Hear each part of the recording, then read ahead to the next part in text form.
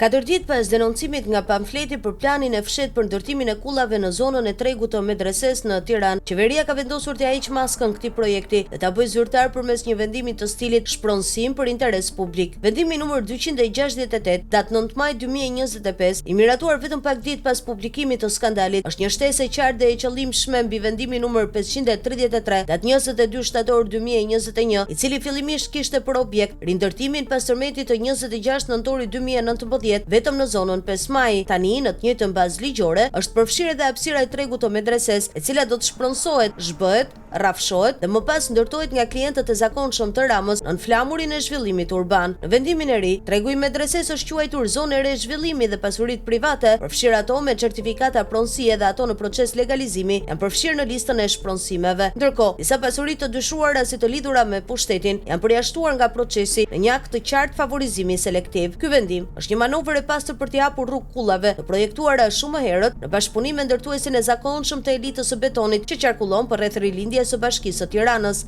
Tregu i medreses, një hapësirë e rrallë për banorët e Tiranës lindore dhe zonë me rëndësi ekonomike për mijëra familje, tani do të zhbëhet në emër të një interesi publik që nuk ekziston. Rindërtimi i pasojave të tërmetit ka përfunduar prej dhjetorit 2023 në atë zonë, e çdo justifikim tjetër pas kësaj date është thjesht skenografi për të mbuluar projektin e vërtet, privatizimin e teritorit publik në interes të grupeve ndërtuese të lidhura me pushtetin. Ky është i njëjti skenar që ndodhi në kombinat, u 10 Ragodina u shembën edhe pse nuk kishin asnjë dëm nga tërmeti. Aty u ndërtuan pallatet të reja me parametra dhe pronësi që sot mbulohen me mjegull, një model që tani po eksportohet edhe në medresen e vjetër të Tiranës. Vendimi numër 268 është një legalizim politik i një marrëveshjeje paraprake, përmes së cilës Edi Rama u ka garantuar ndërtuesve të tij një territor të artë në zemër të Tiranës në justifikimin e zhvillimit të zonave të prekura nga tërmeti, por nuk ka më as tërmet, as emergjencë, ka vetëm etje, përfitim dhe kontroll mbi truallin. Procedurat për zbatimin e këtij vendimi janë ngarkuar Ministrisë së Infrastrukturës dhe Energjisë, Ministrisë së Financave, Agjencisë Shtetërore të Kadastrës dhe Bashkisë së Tiranës, një zinxhir i plot kontrolli për të mbyllur gojën e çdo prone private që ndodhet në shenjestër. Ky nuk është më rindërtim, është kolonizim urban, është modeli kthyer në standard ku çdo shesh, treg, lagje apo truall që nuk është ende shitur, do të vishet me një letër qeveritare dhe do të kthehet në kull. Dhe banorët, pronarët e ligjshëm, ata që jetojnë e punojnë aty prej dekadash, do të përzihen si pengesë për zhvillimin.